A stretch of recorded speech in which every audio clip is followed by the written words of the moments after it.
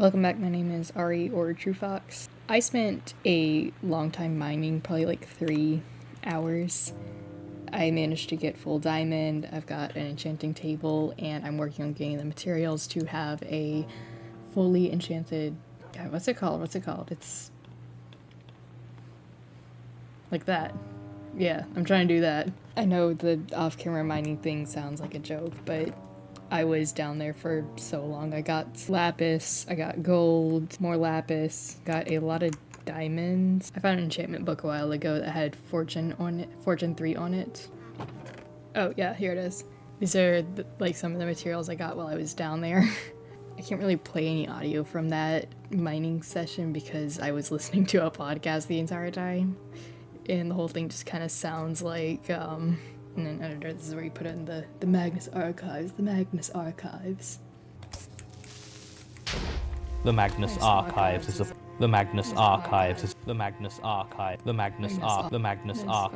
podcast distributed by Rusty Quill. Anyways, now that I've got all that material, I want to build an enchantment area. I'll probably have it be more outside. I feel like I have an idea. I've got an idea. Hold on. And there we are. Okay. I feel like trying to set up a food farm is the most important thing right now because I've got next to no food in my supplies. It wasn't even off-camera mining. I was still technically on camera. I just wasn't talking. Yeah, my classes started back up, so I haven't been able to record as I normally do. Because I've been, it's like I have a job that I work. Trying to do that at the same time is a little bit tricky. Maybe I could build the cow farm, like, right there. Right next to my horsey. Part of what I'm learning right now, I'm in a fiction workshop, which basically means that, twice a week I have a class, it meets up, and we're like, okay, I have this piece of a story, now time for feedback. In theory, it doesn't sound that bad, but once you're actually there, it is very scary and very humbling. Which we've only met up a handful of times because it's still early in the semester. But one of our reading materials was Bird by Bird by Anne Lamott. It's supposed to be about halfway through the book by now, or a little under halfway. I'm like 2/3 of the way through it, and it's a good book. Anne Lamott, she's a real good writer. Bird by Bird is one of those books that's how to write good, if I can boil it down. It is a lot more than that, but in it she talks about how you're gonna, I read the chapter in the book Shitty First Drafts years ago, and that kind of helped me realize that writing, it's not gonna be pretty, day one once you, open up the Word document and type it all out. You're not gonna make something nice in your first time, and that kind of helped me to realize that not everything has to be perfect. And then I reread it and I was like, oh, that's Lamont. Yeah, that's why I recognize the name. So as I'm reading through how she's talking about how, you're gonna have all these voices and, maybe actual people telling you this is a bad idea, this isn't good.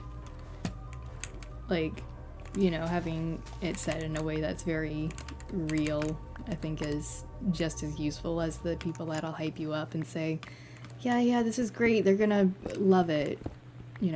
They being critics, or in my case, classmates from my fiction workshop. Books that are New York Times bestsellers, they just have to be the best-selling in their category for 1 week. But that category, it can be paperback, hardback, fiction, like if you want to do more narrowed down historical fiction, contemporary fiction, all the genres, right? But that's why so many books have that sticker, which readers are more likely to pick that up than they are to pick up a book that's just sitting on a shelf. So they're not always my favorite to have in terms of looks for a book, but it's not like the end of the world because it's showing that the author of that book had, you know, something good enough, and hopefully they can be proud of that. I sound real corny sometimes. Oh well. I should get some firefly bushes. I feel like that would help this area. So right now it's just a blank canvas. Should probably also go inside before mobs start spawning. I still haven't fully mob-proofed this place. You know, when I'm writing, I do sometimes think maybe this could be something that gets sold. That's one of the biggest accomplishments I've had, is having my work be something that I can physically hold. So far it's just been for small things like in my local area, but you know, that's still very big for someone like me, you know? It's like being able to hold the magazine or the journal is just such a huge thing. You know, it's like saying, I made this. I do physical art from time to time. I think there is something special about creation and being able to say like, wow, I made this. Like in terms of art. But you know, it takes a decent amount of time for me to have my work and look at it and say, yeah, this is good enough to, you know, try and apply it to magazines and journals. Because I'm part of my university's literary journal. I can't say the word right. I've got freaking speech problems. But because I'm on the staff for the journal, that means I do get kind of a first hand into what that process looks like. I'd love to maybe one day be a magazine editor, even if just for a few weeks. You know, whenever we get all those submissions, then it's a lot of reading and deciding, and then a lot of discussing about what should and shouldn't go into this journal, and, you know, why yes or why no. You know, being on the staff that gets to decide that, even though I'm, you know, part of that staff and I still do submit my own work, I am still extremely anxious, and I feel like everyone else who submits and tells me that they submitted, and because they say like, oh, I feel like this is so awful though, you know, why would they accept it, or why should I even try? And I feel that a lot. Like, not all my friends are English majors, obviously. Because, what is it? If you separate the poets from the knights, then we're gonna end up with fools fighting our battles. Or something like that, right? You know, they tell me that they're not an English major, so, you know, their work isn't as good as mine is. And I tell them, listen, I hate my stuff more than you do. The difference is that I live with myself every day, so I'm able to see that, I'm able to see those things, and I'm able to say, this is good, this is bad, this needs improvement. Because I think it was Hemingway, he had said something about having a built-in shockproof bullshit detector. Being able to say, yeah, this work is good or it needs improvement, that's a really hard thing to do. If you write a short story, or even a long one, short story being like technically 10,000 words or less, like it's like your baby. You don't want to hurt it. You don't want to say like, oh, sweet story of mine.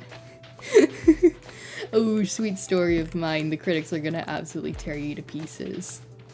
No, you want to be like, oh, they're gonna love you. They're gonna enjoy, you know, everything you have to offer. That's, you know, what people want to feel, what people want to be able to say about their stories. Every little rejection email or physical piece of mail that I've gotten, like, I have them like hung out and printed up on my wall, just because it's a reminder that, like, yeah, shit sucks sometimes, but, you know, it's part of the reason why I keep trying.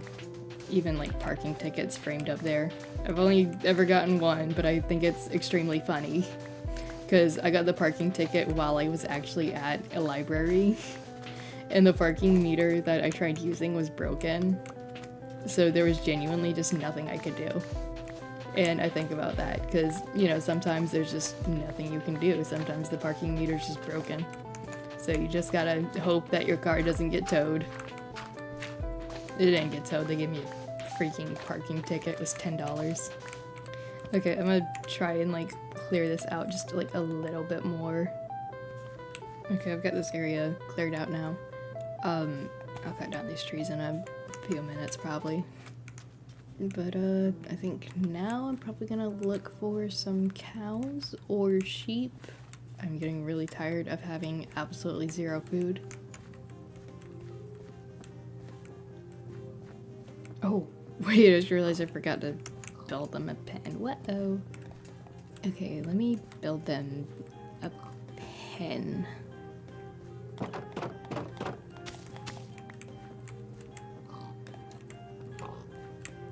And then I should be able to jump over that, and they can't. So that is all good. Yeah, let me go mining for like 3 hours and barely get any actual usable footage because I'm listening to Magnus Archives, the Magnus Archives. And let me just not get coal while I'm down there. Yeah, this is so brilliant, so smart. God, I think I saw some while I was cleaning up the beach. Oh well, I'll fix it some other time. That's another thing I learned about draft work is that you need to just kind of let it sit for a little bit before coming back to it sometimes. Part of the reason why I don't tend to edit my videos on the same days that I record them. I think for now I'm gonna try and do some organization for this room. Okay, I've got a little bit of it organized. I don't know if I'm gonna use all these chests. I just kind of made the room and I went from there. We've got dirt, coarse dirt, rooted dirt, stone, 2 cobble chests, logs, planks, carpenter. Like, what I mean by that is just things like this. And we've got mossy cobble, andesite, diorite, shiny, which is, you know, all my valuable goods, miscellaneous mob drops. This is just like half of a junk drawer, really. And then plants, sand, cobble deep slate, and that's all I've got for now. Just gonna do like a little quick and dirty mob farm. Not mob farm, potato farm. Wait, I'm pretty sure if I use my fortune, that should give me way more potatoes. Ooh, that's a lot more potatoes than I thought it'd be.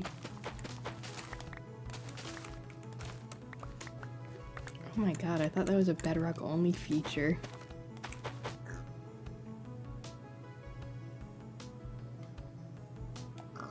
Fucking greedy bastard. Oh, now, oh my goodness. Okay. So the farm setup. I've got a potato farm set up. That's good enough. Clear wood. Yeah, I cleared it for the area. That's okay for now. Maybe I could clear those like 1, 2, 3 right there. Okay, I got those cleared up. Yeah, I can demolish this one while I'm out here. I'm trying to think about where a good area for a nether portal would be. So I'm probably not gonna explore the nether for a while because I'm absolutely terrified of it. Or maybe I might next episode. I'll see how I'm feeling. I kind of want it to be like in a wall, sorta. Actually.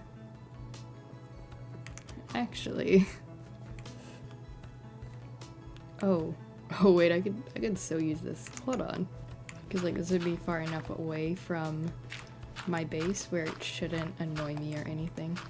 I want it to kind of be in the wall so that way I can add stuff so it kind of looks like corrupted and stuff. So I want it to be a decent sized portal, but once I open it up I have no clue where it's gonna open out to.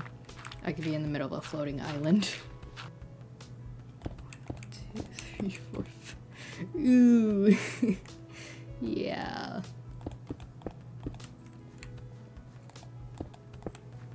Yeah, I'm gonna need more. Come on. Yep. Ooh. Okay.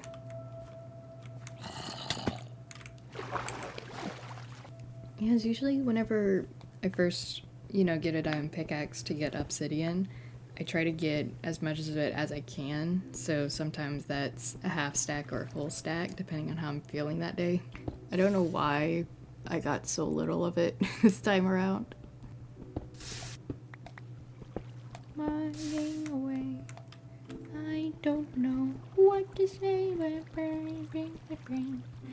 my diamonds, my diamonds, my diamonds, my diamonds. I wonder where that kid is some days.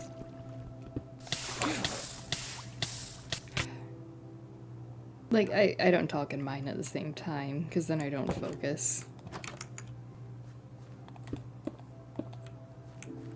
Okay, I feel like there should be, some mysticalness around this. Because that's kind of what my whole base is. Okay, I'm probably gonna cut it there, though. So, that's part of my to-do list done. Sugarcane I'm kind of working on. But I've got some food now, yay!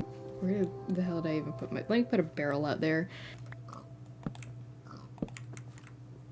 That's backwards. Come on. There we go. But yeah, I feel like that's probably gonna be it for today. I got, a lot of busy work stuff done, and I've got a few projects started, so I'll have something to do next episode at least. Anyways, thanks for watching. Bye bye!